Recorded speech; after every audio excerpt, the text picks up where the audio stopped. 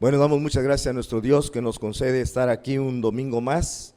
Gracias por las personas que nos acompañan, que fueron invitadas y que están aquí entre nosotros. Dios les bendiga y deseamos continuar viéndoles muchas veces más. Y hoy vamos a tener un tema que se titula Siguiendo su ejemplo. ¿Ya está listo, Katia?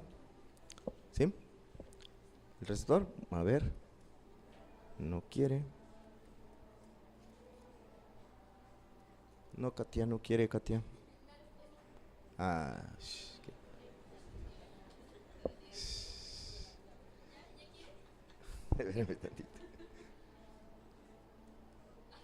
Ya, ahí está.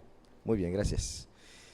Bueno, como introducción, Jesús declaró lo que encontramos allí en Juan 10:27. Dice: mis ovejas oyen mi voz y yo las conozco y me siguen. Mis ovejas oyen mi voz, yo las conozco, dice, y me siguen.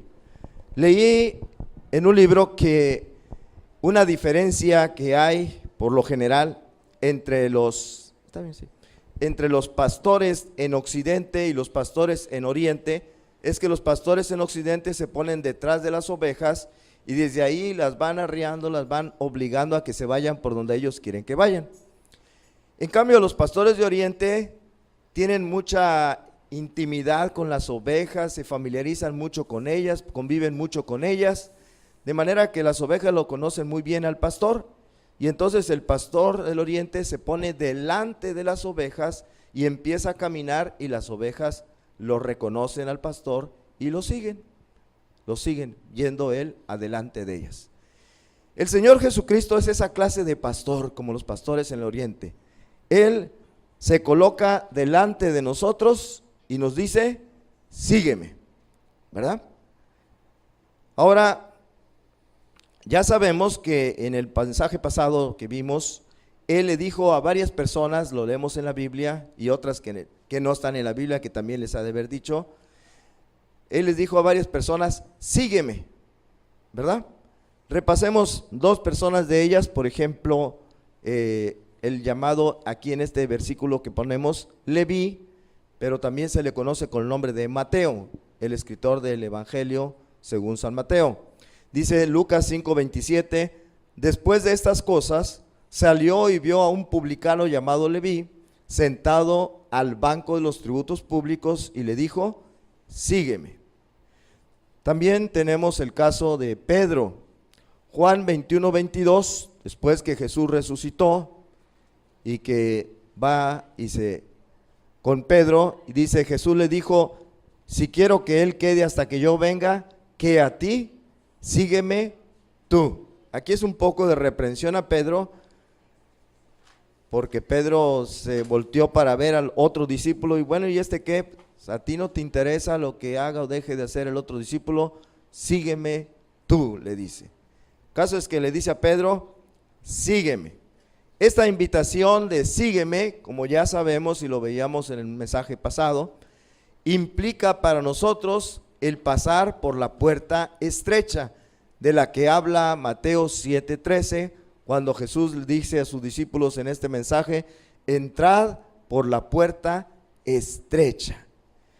Pero no solo para nosotros es este pasar por la puerta estrecha. Es lo que quiero que consideremos el día de hoy, porque si Él, como el pastor nuestro, va delante de nosotros, ¿esto qué quiere decir? Que Él tuvo que haber pasado primero por la puerta estrecha y caminar el camino angosto, para después decirnos: sígueme. ¿Me explico? Y de esto vamos a hablar el día de hoy, de cómo Jesús pasó por la puerta estrecha y caminó por el camino angosto, y ahora nos dice: sígueme. ¿Y quién lo va a seguir? Bueno, empecemos con el punto número 1 de este mensaje. Se llama crítica a los fariseos. Crítica.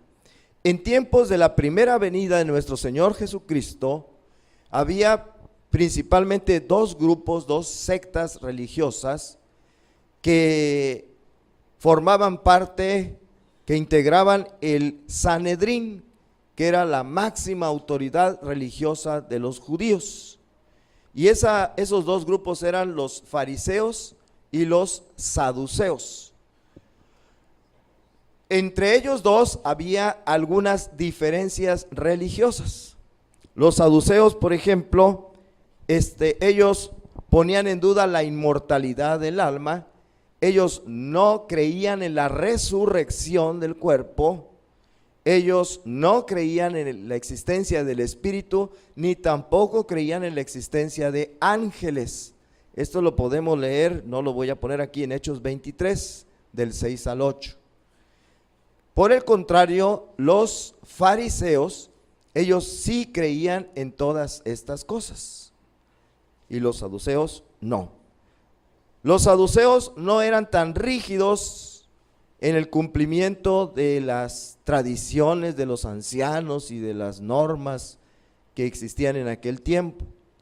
En cambio, los fariseos sí eran muy rígidos, ¿verdad?, en el cumplimiento de las leyes, en el cumplimiento de las tradiciones de los ancianos.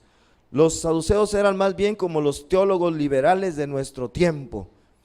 Ellos se interesaban más en la cuestión política judaica que en la cuestión religiosa, porque ellos principalmente ocupaban puestos políticos. Los principales sacerdotes y el sumo sacerdote pertenecía al grupo de los saduceos, y por eso a ellos les interesaba más la política. Los fariseos no. Los fariseos, ellos tenían más interés en las cosas espirituales. Ellos eran de una mayor cultura que los saduceos y tenían una mejor doctrina que los saduceos. Sin embargo, fueron los fariseos y no los saduceos quienes se convirtieron en los principales enemigos del Señor Jesucristo. Los fariseos, los que se supone que eran mejores, ellos fueron los principales enemigos del Señor Jesús. Contra ellos, Jesús no fue nada amable, no tuvo amabilidad hacia los fariseos, no mostró una deferencia hacia ellos, sino al contrario, Jesús hizo varias críticas a los fariseos. Por eso le puse allí crítica a los fariseos. Una de esas críticas, por ejemplo, corresponde al hecho de que ellos enseñaban como si fueran mandamientos de Dios, tradiciones de los hombres. Aquí en Marcos 7, versículos 7 y 8 dice: pues en vano me honran, está hablando de los fariseos, enseñando como doctrinas mandamientos de hombres, porque dejando el mandamiento de Dios, os aferráis a la tradición de los hombres, los lavamientos de los jarros y de los vasos de beber, y hacéis otras muchas cosas semejantes. Ok, esta práctica de enseñar como si fueran mandamientos de Dios, las tradiciones, todavía hasta el día de hoy se acostumbra a hacer, ¿verdad? Ustedes saben a qué me refiero. Y se enseña como si fuera algo que viene de Dios, las tradiciones, y hasta lo ponen al mismo nivel que la palabra de Dios, que la Biblia. Eso lo vemos hoy, y así eran los fariseos, y Jesús criticó a los fariseos por eso. Bueno, pero yo creo que la principal crítica que Jesús hizo a los fariseos fue con respecto a su hipocresía. La principal crítica fue con respecto a su hipocresía. Leemos en Mateo 23, del 1 al 4, que dice así: entonces habló Jesús a la gente y a sus discípulos diciendo: en la cátedra de Moisés se sientan los escribas y los fariseos. Así que todo lo que os digan que guardéis, guardadlo y hacedlo, mas no hagáis conforme a sus obras, porque dicen y no hacen. Porque atan cargas pesadas y difíciles de llevar, y las ponen sobre los hombros de los hombres, pero ellos ni con un dedo quieren moverlas. Es decir, los fariseos se habían inventado una serie de normas muy estrictas, muy difíciles de cumplir, y querían que todos los demás cumplieran esas normas que ellos habían inventado, que eran tradiciones de hombres, pero ellos mismos no las cumplían. Eso sí, daban la apariencia de que las cumplían, y por eso Jesús les llamó hipócritas. Varias veces en la Biblia aparece que así les llamó Jesús a estas personas, hipócritas, porque ellos habían inventado normas y querían, ustedes hagan esto y deben hacer esto y lavarse las manos antes de esto y aquí y acá, pero ellos mismos no las cumplían. Por eso decía Jesús, son hipócritas. Bueno, ahora pasamos al ejemplo de Jesús. En Juan 8:46, Jesús dice, ¿quién de vosotros me redarguye de pecado? ¿Quién de vosotros me redarguye de pecado?, pregunta Jesús. Miren, es muy fácil, pero muy fácil, hacer lo que hacían los fariseos y los escribas.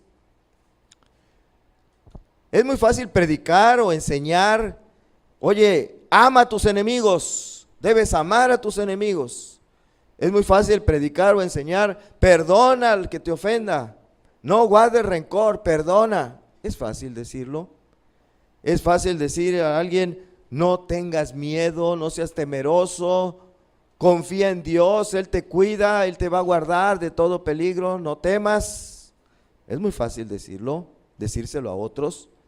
Es muy fácil decirle a alguien, busca primero el reino de Dios y su justicia.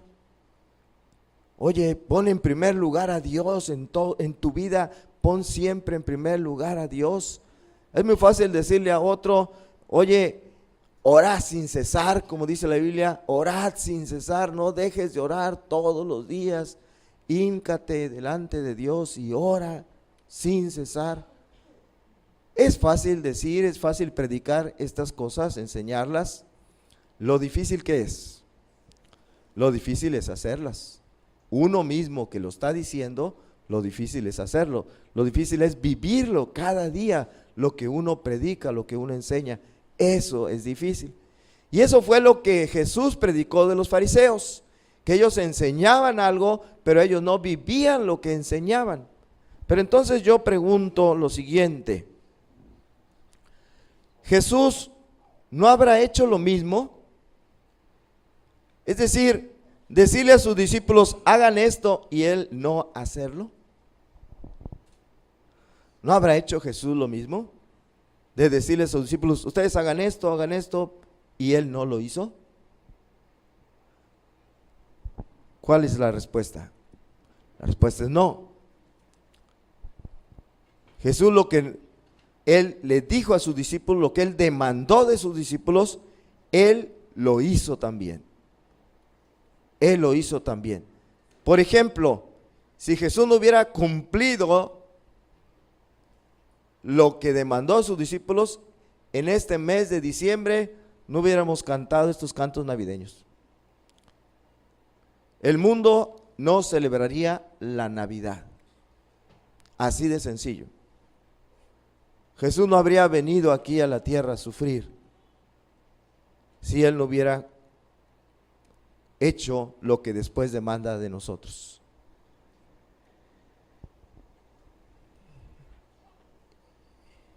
Él invitó a sus discípulos a que le siguieran. Les dijo, entrad por la puerta estrecha. Y ya veíamos que entrar por la puerta estrecha, ¿qué significa? Significa despojarse de todo. Significa dejar todo.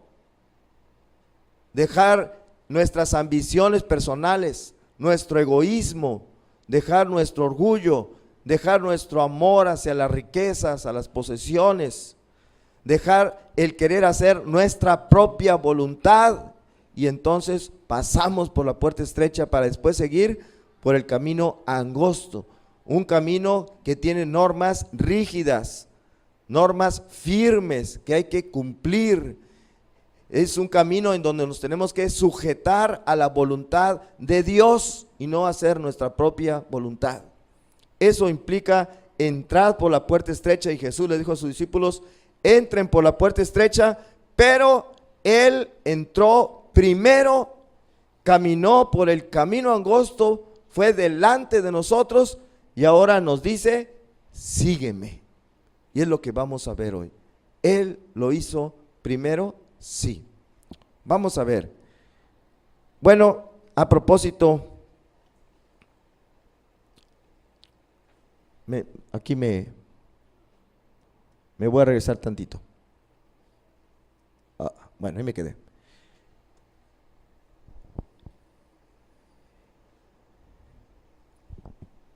No, estaba bien, estaba bien. Él entró por la puerta estrecha dejándolo todo. Miren este texto que si no los conmueve, no sé qué tienen, pero Filipenses 2, 5 al 7 dice: haya pues en vosotros este sentir que hubo también en Cristo Jesús, el cual, siendo en forma de Dios, no estimó el ser igual a Dios como cosa a que aferrarse, sino que se despojó a sí mismo, tomando forma de siervo, hecho semejante a los hombres. ¿Qué dijimos que había que hacer antes de pasar por la puerta estrecha? Despojarnos de todo. Él lo hizo. Dice, se despojó a sí mismo. ¿De qué se despojó? Bueno, Él estando allá en la gloria, en el cielo, disfrutando de honra, de gloria, de alabanza, de majestad, de poder, de un trono esplendente, disfrutando de la alabanza de los ángeles, de la adoración de los ángeles, sirviéndole, adorándole, todo eso, se despojó de todo eso, lo dejó, no le importó. Tenía un ambiente de perfecta armonía, unidad y santidad, y todo eso lo dejó para venir aquí a la tierra con nosotros y por nosotros. ¿Se fijaron? Él lo hizo. Se despojó a sí mismo de toda su gloria, de todo lo que tenía, para pasar por la puerta estrecha y venir aquí con nosotros para salvarnos. Ahora, ¿se acuerdan ustedes cuando Jesús invitó a un joven rico? Le dijo: anda, vende todo lo que tienes, dale a los pobres y ven y sígueme. ¿Saben por qué le dijo eso al joven rico? Porque él lo hizo primero. Él se despojó de todas las cosas que tenía y entró por la puerta estrecha, vino aquí con nosotros. Y por eso le dice al joven rico: tú también deshazte de todas las cosas y sígueme. ¿Y qué hizo el joven rico? ¿Lo siguió? No, no lo quiso hacer. Díganle eso actualmente a algunos de los millonarios que hay en nuestro país o en el mundo. Díganle: oye, deshazte de todo tu dinero, deshazte de tus edificios que tienes, de tus casas, de tus terrenos, de tus ranchos, de tus carros, de tus aviones privados, etcétera. Deshazte y sigue a Jesús. ¿Qué creen que les va a decir? Pues Jesús hizo más que eso. Él tenía más que cualquiera de los multimillonarios del mundo, y de todo se despojó a sí mismo y se hizo siervo, dice. Se hizo siervo, tomando forma de hombre. Y a veces no les gusta a algunos, me lo han dicho, que nos comparemos con cucarachas. Imagínense, eso somos nosotros, comparados con la maravillosa, no sé cómo describir a Dios. Pero eso lo hizo Jesús. Él lo hizo. Y después de que lo hizo y vino aquí a la tierra, ¿cómo lo recibieron? Juan 1:11, ¿qué dice? A lo suyo vino y los suyos no le recibieron. Fíjense nada más. Uno esperaría que recibieran a Jesús, con aplausos, con aleluyas, con gloria a Dios, etcétera. Nada de eso. A lo suyo vino y los suyos no le recibieron. Y ya estando aquí en la tierra, en el mundo, entonces él caminó en el camino angosto. En su camino angosto vino naciendo como un bebé. Algo que me maravilla a mí mucho. Dice Mateo 2, versículo 1 y el versículo 11. Cuando Jesús nació en Belén de Judea, en días del rey Herodes, vinieron del oriente unos magos. Y el 11 dice, y al entrar en la casa, vieron al niño con su madre María y postrándose, lo adoraron. El Señor Jesús pasó por esa etapa que es ser un bebé. Una etapa de debilidad, de fragilidad, de indefensión, de total dependencia, ¿verdad?, de los padres o de quienes los estén criando. Él se pudo haber brincado esa etapa. Él pudo haber venido ya como un hombre fuerte, adulto, ¿verdad? Pero no lo hizo. Él aceptó pasar por esa etapa del camino angosto, como un bebé. Y por eso en estos días recordamos y celebramos, agradecidos a Dios, el nacimiento de nuestro Señor Jesucristo. Que Él pasó por ese camino angosto que incluía venir como un recién nacido para cumplir con las profecías que estaban escritas. Bueno, en su camino angosto nació con humildad, con pobreza. En Lucas capítulo 2 y versículo 7 dice, y dio a luz a su hijo primogénito y lo envolvió en pañales y lo acostó en un pesebre porque no había lugar para ellos en el mesón.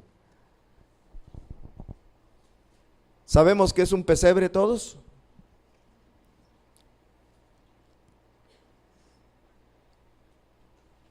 ¿Sí? ¿Alguien no? Levante la mano. Bueno, nadie la levantó, quiere decir que todos saben lo que es un pesebre. Muy bien, no lo voy a explicar. Entonces nació en un pesebre el Señor Jesús, ¿cómo ven? Lo acostaron en un pesebre, no nació en pesebre, lo acostaron en un pesebre. ¿Cómo ven ustedes? Su cuna fue un pesebre, un cajón donde comían los animales. Un comedero de animales. Por eso es que de ahí se le ha agregado, aunque el pasaje no lo dice con exactitud, que nació en un establo. Pero bueno, lo acostó en un pesebre porque no había lugar para ellos en el mesón. Como rey, que era el rey de reyes y señores, señores, él merecía haber nacido en un palacio, ¿no les parece? Y él merecía haber sido acostado en una cuna de oro. Y él merecía estar rodeado de sirvientes y no de animales como los que pudo haber habido en un establo. Y él merecía que hubiera sido recibido y alabado por gente de la realeza, como se llaman a sí mismos, de sangre azul, y no por unos sencillos pastores de ovejas. Pero sin embargo, todo eso pasó en su humilde nacimiento. Lucas 2, 16, 20 dice, vinieron pues apresuradamente y hallaron a María y a José y al niño acostado en un pesebre. Y volvieron los pastores glorificando y alabando a Dios por todas las cosas que habían oído y visto, como se les había dicho. Como se les había dicho. Así que nació con humildad. Este fue otra parte de su camino angosto que recorrió Jesús. ¿Qué más? En su camino angosto, él tuvo atentados contra su vida. Saben que lo intentaron matar varias veces. ¿Cuál fue la primera vez que lo intentaron matar? Cuando era apenas un niño de menos de 2 años de edad. Qué tremendo, ¿verdad? Mateo 2, versículos 13 y versículo 16. Después que partieron ellos, se refiere a los magos, he aquí un ángel del Señor apareció en sueños a José y dijo: levántate y toma al niño y a su madre y huye a Egipto y permanece allá hasta que yo te diga, porque acontecerá que Herodes, el rey Herodes, buscará al niño para matarlo. Herodes entonces, cuando se vio burlado por los magos, se enojó mucho y mandó matar a todos los niños menores de 2 años que había en Belén y en todos sus alrededores, conforme al tiempo que había inquirido de los magos. Qué terrible debe haber sido eso, ¿verdad?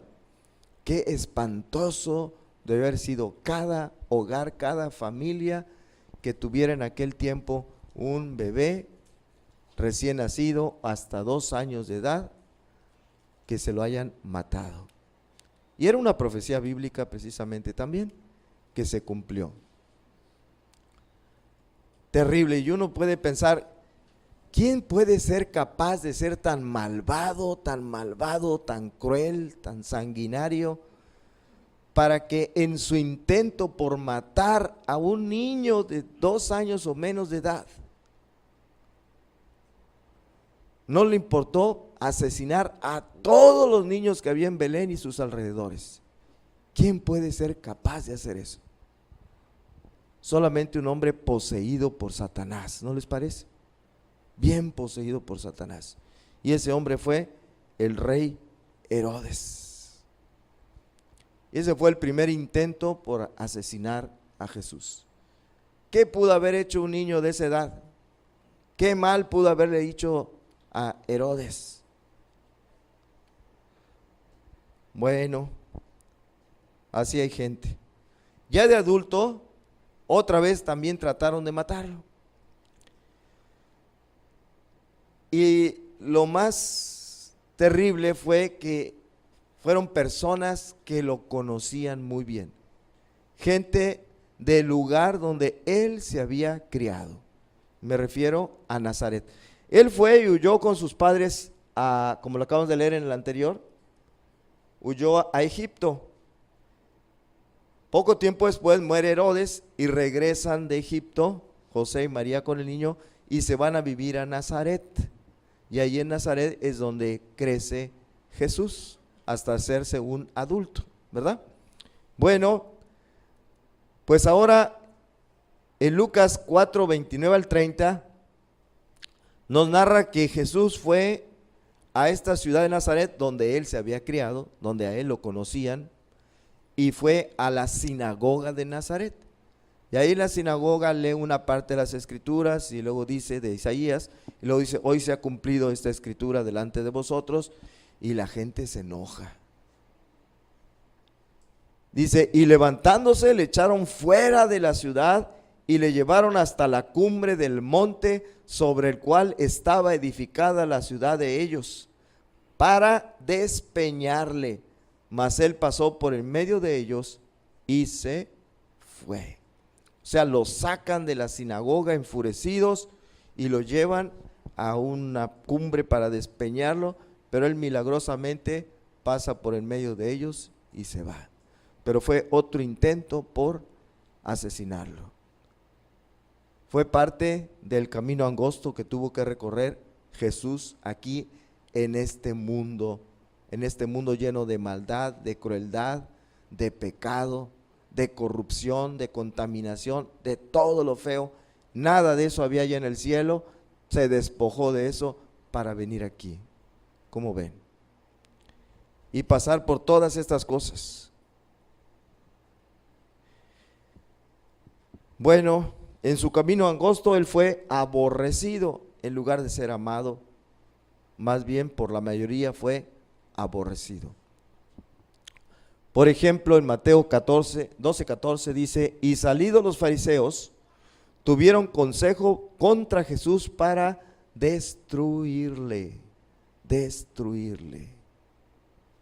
Por eso dice Juan 11, a los suyos vino y los suyos no le recibieron. Las autoridades religiosas, las mejores que había,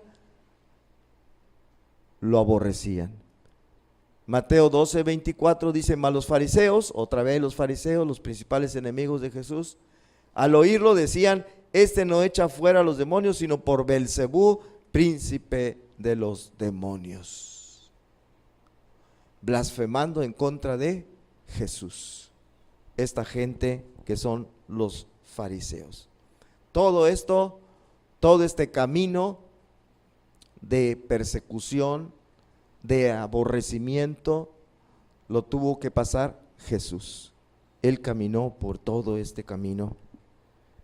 Y en ese camino, convertido en hombre, también tuvo tristeza. ¿Y qué pasa cuando hay tristeza? ¿Qué hacemos? Lloramos, dice la hermana. Sí, ¿verdad? ¿Lloró Jesús alguna vez? Un texto muy, muy cortito en la Biblia, Juan 11:35 dice, Jesús lloró. Es todo. Pero ¿no les conmueve eso?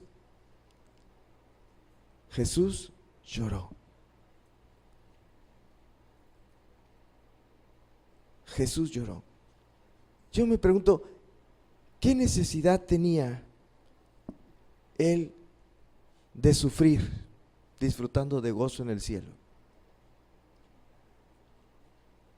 ¿Qué necesidad tenía de venir aquí a sufrir y a llorar? ¿Verdad que no tenía ninguna necesidad? Siendo igual a Dios, dice Filipenses. ¿Qué necesidad tenía? ¿Por qué lo hizo? Por amor a nosotros. Por amor a nosotros. Por amor. Marcos 14:33 dice, y tomó consigo a Pedro, a Jacobo y a Juan, y comenzó a entristecerse y a angustiarse. ¿Fue un camino angosto el que recorrió Jesús? Sí, ¿verdad? ¿Les gustaría ese camino? Más vale que nos guste porque Él dice, sígueme, sígueme. ¿Y por qué nos conviene seguirlo por ese camino? Porque es el camino que lleva a la vida eterna. Y el otro camino, donde van a reír, disfrutar, bailar y gozar, ese lleva a la perdición. Escojan. En ese camino angosto, él fue traicionado y abandonado por sus amigos. Traicionado y abandonado por los que eran sus más cercanos colaboradores.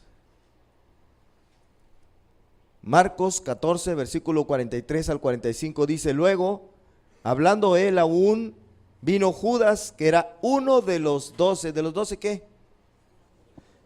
De los 12 apóstoles, la gente más cercana a Jesús. Los que andaban más pegaditos con él, anduvieron con él. Uno de esos 12 era Judas Iscariote. Y con él mucha gente con espadas y palos, de parte de los principales sacerdotes y de los escribas y de los ancianos. Y el que le entregaba, ¿quién era? Judas, les había dado señal diciendo, al que yo besare, ese es, prendedle y llevadle con seguridad. Y cuando vino, se acercó luego a él y le dijo, maestro, maestro, y le besó.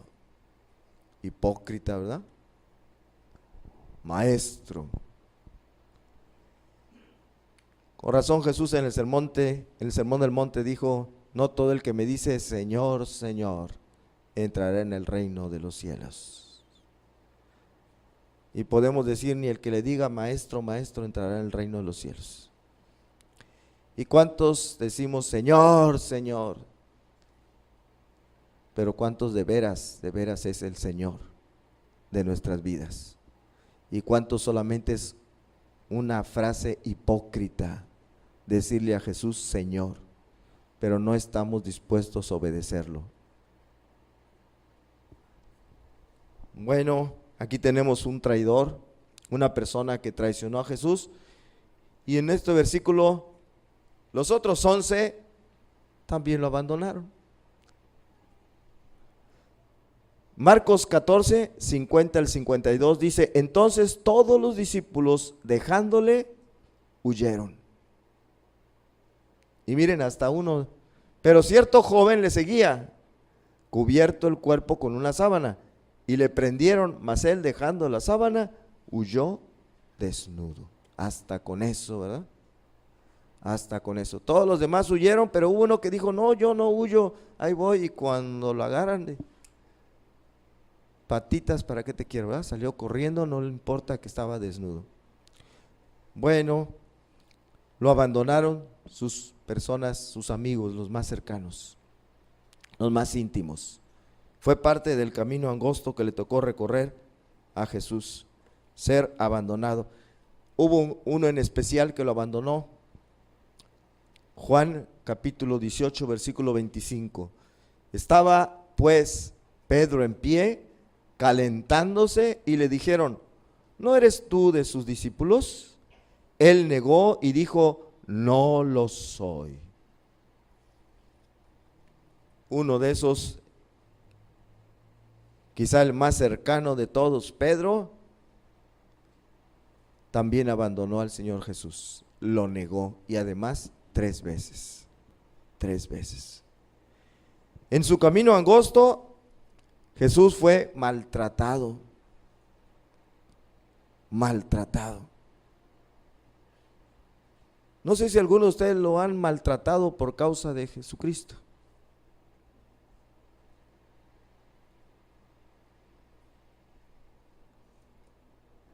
Juan 19:1 dice, así que entonces tomó Pilato a Jesús y le azotó. Y ya se acuerdan cómo azotaban en aquel tiempo, ¿verdad? Qué tipos de látigos se usaban, en la punta lo que tenían. Bueno, eso lo tuvo que soportar Jesús en el camino angosto que recorrió aquí en la tierra, aquí en este mundo. Lo azotaron, fue azotado. ¿Qué más? En Marcos 14, 65 dice, y algunos comenzaron a escupirle y a cubrirle el rostro y a darle de puñetazos y a decirle, profetiza, y los alguaciles le daban de bofetadas. Jesús fue maltratado, así como lo estamos leyendo. Todo eso lo soportó en ese camino angosto que le tocó caminar. Todo eso fue. Y uno más, Marcos 15, versículo 17 al 19 dice, y le vistieron de púrpura y poniéndole una corona tejida de espinas, comenzaron luego a saludarle, salve, rey de los judíos, y le golpeaban en la cabeza con una caña y le escupían, y puestos de rodillas le hacían reverencia. Aquí no solamente, bueno, aquí le ponen la corona de espinas, le dan de golpes en la cabeza para que todavía se le encaje más la corona y le sangre, ¿verdad? La cabeza, y además se burlan de él, poniéndose de rodillas y dándole reverencias como rey. Una manera hipócrita, una burla. Están aquí escarneciendo al Señor Jesús. Todo eso él lo soportó en ese camino angosto que tuvo que recorrer. Entró por la puerta estrecha, dejándolo todo, y caminó el camino angosto que incluyó todo este sufrimiento por el que pasó.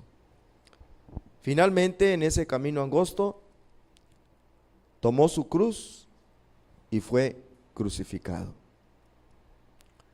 Dice Juan 19, versículos 17 y 18, y él, cargando su cruz, salió al lugar llamado de la calavera, y en hebreo Gólgota, y allí le crucificaron.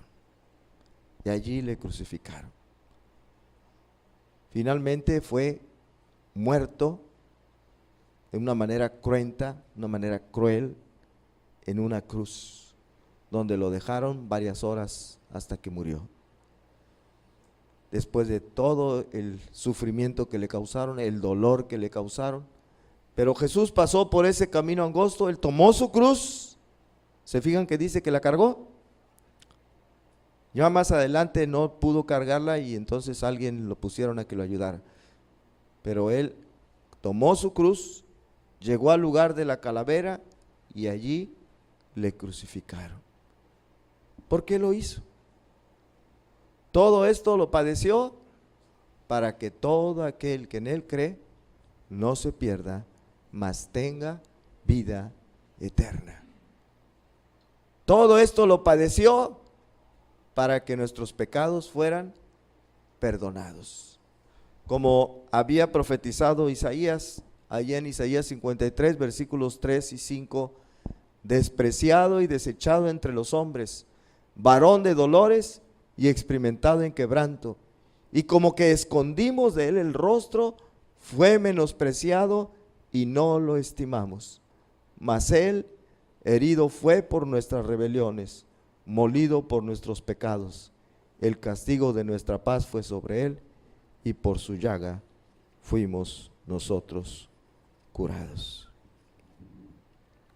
Todo esto, repito, lo padeció para que nuestros pecados fueran perdonados, así como lo dice aquí. Mas el herido fue por nuestras rebeliones, molido por nuestros pecados. Así que Él caminó por este camino angosto que incluyó todas estas cosas y otras más. Él entró por la puerta estrecha, despojándose de toda su gloria, su honra, su majestad. Y vino aquí por nosotros a buscar y a salvar lo que se había perdido. ¿Y qué nos dice? Sígueme. Vamos a la conclusión. Jesús sabía todo lo que iba a padecer al venir al mundo. Aún así, dejándolo todo, su trono, su gloria, su majestad y su honra en el cielo, entró por la puerta estrecha y caminó por el camino angosto fielmente hasta el final.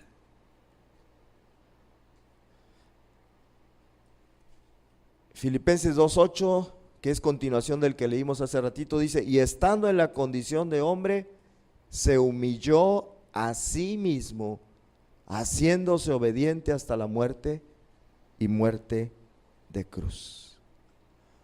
Así que Jesús es como los pastores de Oriente. Él va delante de nosotros.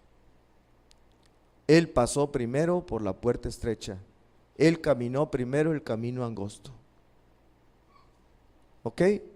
Por eso pongo al final esto. Él lo hizo primero y ahora nos dice: entra tú por la puerta estrecha, toma tu cruz y sígueme. ¿Ya entendieron lo que es verdaderamente ser cristiano? ¿Lo que es verdaderamente ser salvo? ¿Qué se nos demanda de parte de nuestro Dios? De parte de al que decimos es nuestro Señor Jesucristo. Espero que sí. Vamos a orar. Señor, gracias. Gracias porque tú no eres, tu hijo no fue como los fariseos, que ponían cargas pesadas y las ataban en los hombros de los hombres para que las llevaran, pero ellos ni con un dedo querían cargarlas. Jesús, Él mismo entró por la puerta estrecha, despojándose de todo. Jesús caminó por ese camino muy estrecho. Sufrió todas las cosas que tenía que sufrir y ya sabía que le iban a pasar. Y eso nos conmueve, que sabiéndolo, aún así, vino aquí a la tierra, se humilló a sí mismo, se hizo como uno de nosotros y fue y se humilló siendo obediente hasta la muerte y muerte de cruz. Todo para que nosotros pudiéramos tener salvación y vida eterna. Y ahora su invitación es: sígueme, sígueme. ¿Qué nos tocará a nosotros? ¿Qué camino angosto nos tocará recorrer cada uno de nosotros? ¿Qué cosas nos tocará sufrir, padecer? No sabemos todavía lo que nos haya pasado, pero lo que venga no lo sabemos. Pero Señor, ayúdanos a ser fieles, a no abandonar nunca, nunca el camino que hemos decidido tomar, sino que al final podamos cumplir ese requisito de ser fieles hasta la muerte.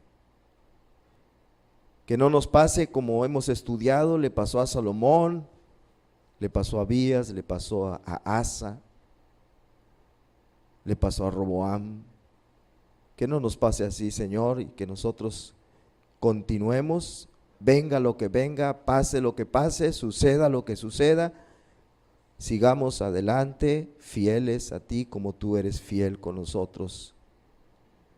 Perdónanos en aquellas cosas que te hemos fallado, que son muchas, y ayúdanos a tener un arrepentimiento completo, sincero, y a seguir en este camino. Que toda esta congregación realmente haya entrado por la puerta estrecha y camine por ese camino que lleva a la vida eterna. Guárdanos, Señor, ayúdanos, porque sabemos que solos por nosotros mismos no lo podemos hacer, pero todo lo podemos en Cristo que nos fortalece. En su nombre te lo pedimos y te damos gracias. Amén. Amén. Bueno, vamos a entonar